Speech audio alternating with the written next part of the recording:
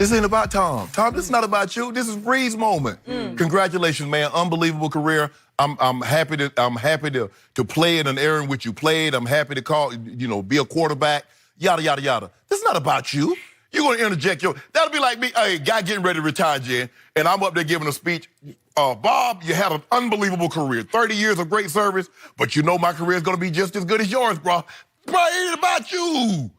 It is not about you, Tom. Let this man have his moment. I'm trying to be funny. No, don't be funny. You can't be funny in someone else's moment. Okay. You be funny in your moment. And Skip, look, I happen to be, Drew got drafted in 2001. I went back to the Broncos in 02 and 03. Skip, I didn't see this. As a matter of fact, I didn't think it was very good because we played them in 02. Yep. No, 03, excuse me, my last year. Skip, he started the first game. We beat the brakes out of him. He ended up getting beat. They started Doug Flutie. And now, I want people to understand this. Under Drew Brees' watch, they got an opportunity to draft Eli Manning. That means you got to be pretty bad to get the #1 overall pick. Am I right, Skip? You were right. I did not see this coming. Anybody that say they saw this coming from Drew Brees is lying. If Sean Payton tells you, Mickey Loomis, anybody in New Orleans, Skip, because he was only given a 10% chance of ever playing. He's supposed to be playing golf. His shoulder went the wrong way several times, trying to recover fumble the last game of the season against the Broncos one year. So, Skip, for him to do what he's been able to do at the size he's been able to do it, because he's really the first quarterback at that stature. Yep.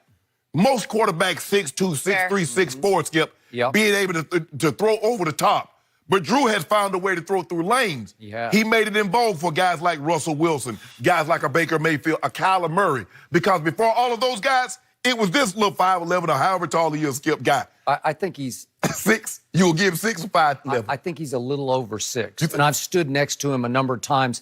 He's a little taller than you think he is, but go ahead. He's still short for a quarterback. Listed at 6 feet. Yeah. So that means he's 5'11" and a quarter. So whatever they list you as, it's not like the NBA, Skip. They actually list your actual height now. They give him a little. Skip, look, and watching him last night, it was surgical. Skip, this is ridiculous. I mean, okay, he has the most touchdown passes. He has the highest completion percentage in a season. He has the highest completion percentage for a year. He has the highest most passing yards for a career. Skip, he's not done. Tom, you're never going to have this record because if you look at it, Skip, let's be real, all the way 100. Drew Brees is playing at a higher level than Tom Brady, Skip. And the thing that he has in his favor is that what, Skip? Half of his games every year are played in what? A dome. And then he gets another game where, Skip? In Atlanta, in a dome. And then he gets another game what year? He might get rain in Tampa, but it's really nice. Now, he might get some cold weather, so that's the advantage that he has over Tom, is that he's playing 9 of his games every year in a climate-controlled building. Elements will never come into play. Well, Tom is playing in Foxborough. He got a game in New York also, and he got a game in Buffalo. So, Skip, the difference is 10 of his games, you never really know what kind of weather you're going to get. But this is unbelievable what he's been able to do. This many, and the thing is, Skip, you look at, okay, Phillip Rivers is at 395. You believe Phillip Rivers is going to throw for another 160 touchdowns? I do not. Ben Roethlisberger is at 365. Skip, and I think 365, and then you got Aaron Rodgers at 362. So, Skip, whomever, and I believe Drew, when he retires, will have this record. You're basically looking at Mahomes, but you got to have a lot of things, Skip. You look at Drew. Drew has really, this was the first injury that he had this year that caused him to miss a significant amount of time. Tom had the ACL, that caused him to miss an entire season. But for the most part, they show up with their lunch pail, they hard hat, they punch the time clock, and they do work. Skip, I believe Drew will end up with this record. He will have this record a lot longer than Peyton Manning did. Peyton had it for about 2.5 years, Skip, before Drew came along and broke it. He's going to have this. The only guy I can see that can come close right now is my homeboy. Nobody else is going to get close to that. So I must have missed the story. Brady announced his retirement?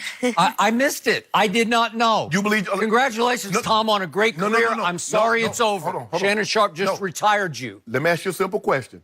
Do you believe Tom Brady currently, right now, is playing at a higher level than Drew Brees? I think he could pass Drew Brees in the next 2 games. That's what I think. Where the hell is Drew Brees going? Did he retire? Okay. He has 2 games left too, right? Okay, he's got 2 games on the road, and Tom's got 2 at home, including one against the Miami Dolphins. And he got one against the Buffalo Bills. Okay, well, I'm just saying. I won't be surprised if he throws 2 against the Bills and 4 against the Dolphins. I just won't be surprised. How many you gonna throw against Carolina? Well, who? Drew. Oh, I don't know. But he's got 2 fairly hard. At Tennessee is not easy.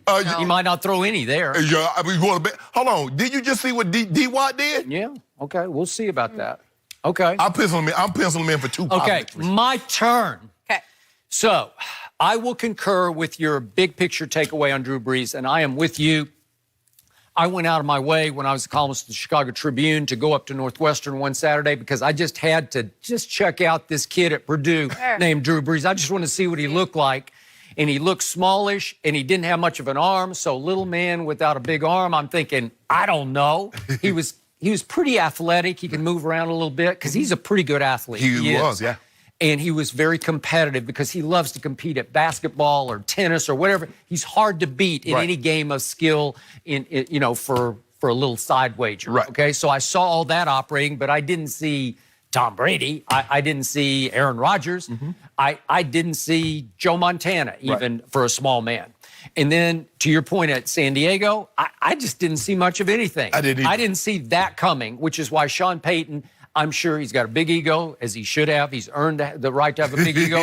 But I think he takes a lot of credit for having made Drew what he is. He should. Okay, because he's still a little man without a big arm. Right. And yet how they do this is shocking to me. How they just it's machine-like how they manufacture touchdown passes, especially in that dome. Yeah. Okay, now back to Brady's his tweet.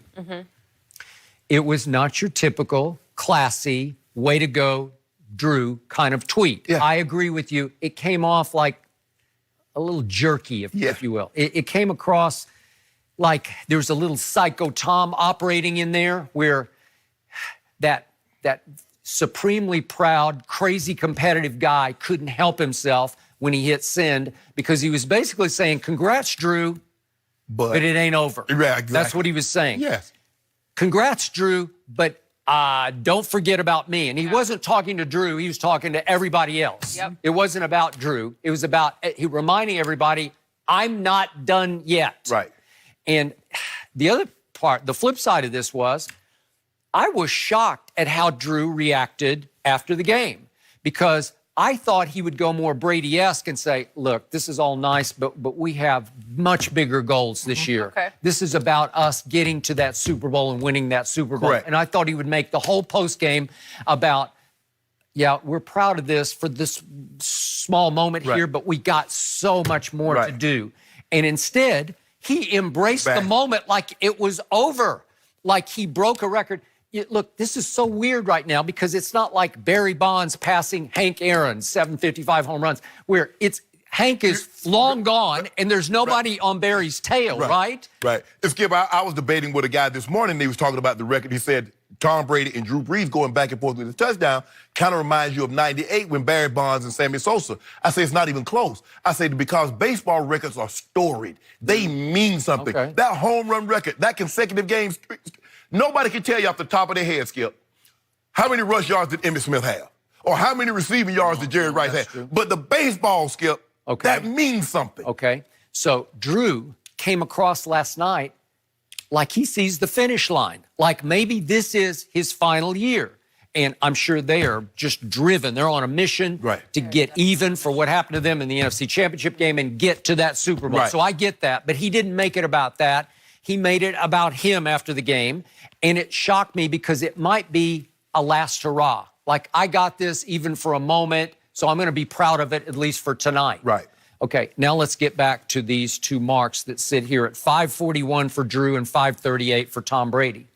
Tom is also trying to remind everybody between the lines that his 538 are far more impressive than Drew's 541.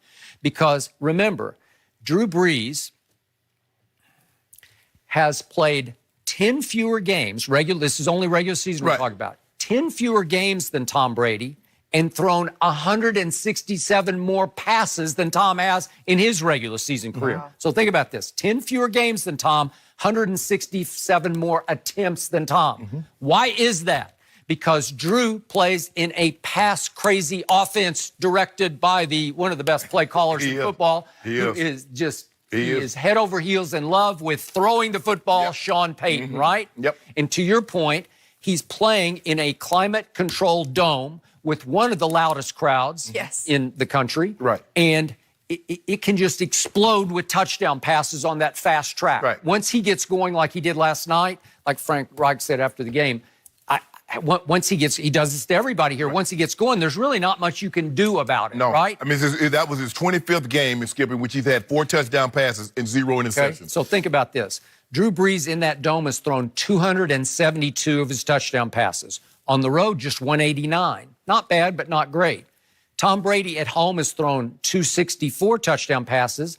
On the road, he's thrown 274. So he's better on the road than he has been up in Gillette, which is not ideal conditions, summer or winter, because you get rain or snow or wind, or as you well know, as you pointed out. Right. Okay? So the point is that Brees, you have to devalue his achievement, not his overall achievement in his career.